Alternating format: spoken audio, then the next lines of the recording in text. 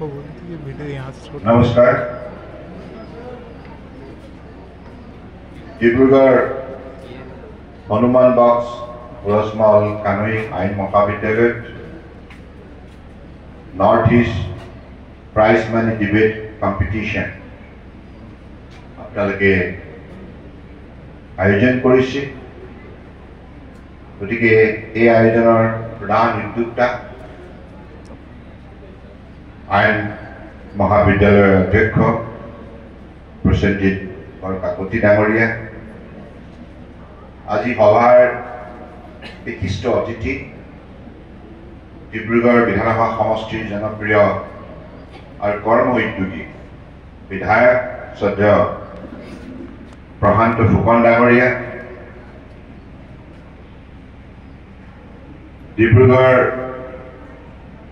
পৌৰ নিগমৰ মেয়ৰ মাননীয় ডক্টৰ চৈকত পাত্ৰ ডাঙৰীয়া, অসম পৰ্যটন উন্নয়ন নিগমৰ মাননীয় অধ্যক্ষ তথা এই মহাবিদ্যালয়ৰ প্ৰাক্তন ছাত্ৰ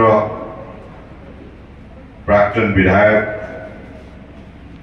ঋতুপৰ্ণ বৰুৱা ডাঙৰীয়া, মহাবিদ্যালয় পৰিচালনা সমিতিৰ সন্মানীয় সদস্যা শ্ৰদ্ধা ডক্টৰ ভাৰতী দত্ত ডাঙৰীয়ানী, পৰম শ্ৰদ্ধাৰ জ্যোতিপ্ৰসাদ কানৈ ডাঙৰীয়া, APLৰ মাননীয় অধ্যক্ষ বিকুল ডেকা ডাঙৰীয়া, ডিব্ৰুগড় ডেভেলপমেণ্ট অথৰিটিৰ অধ্যক্ষ অসীম হাজৰিকা ডাঙৰীয়াৰ লগতে আজি এই সভাত উপস্থিত থকা এই মহাবিদ্যালয়ৰ শিক্ষক শিক্ষয়িত্ৰীসকল আৰু প্ৰাইজ মানি ডিবেটৰ বিচাৰক মণ্ডলী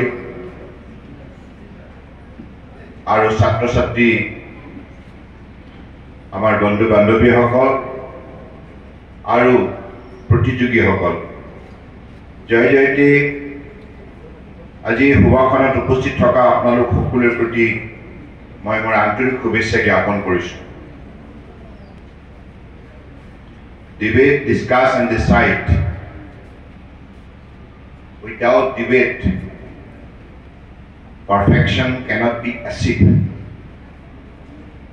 If somebody wants to be perfect, particularly in the legal profession, when you are to argue a certain issue before a panel of judges, they will establish the fact that your argument is perfect with substantial evidence, substantial material.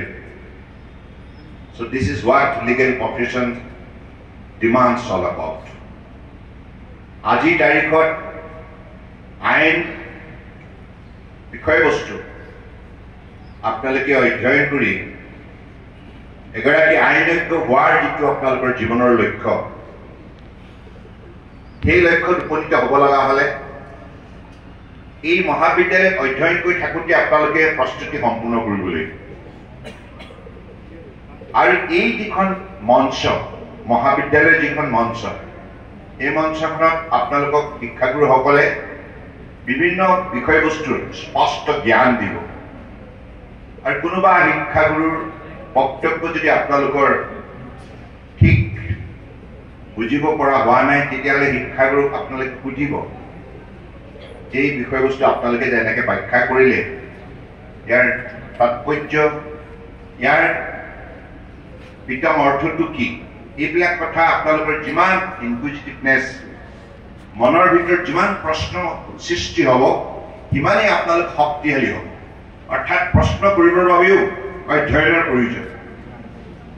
গতিকে ছাত্ৰ ছাত্ৰীসকলে শ্ৰেণীকোঠালৈ অহাৰ প্ৰাক মুহূৰ্তত ঘৰত নিশ্চিতভাৱে আপোনালোকে এই বিষয়বস্তুৰ ওপৰত অধ্যয়ন কৰি আহিব।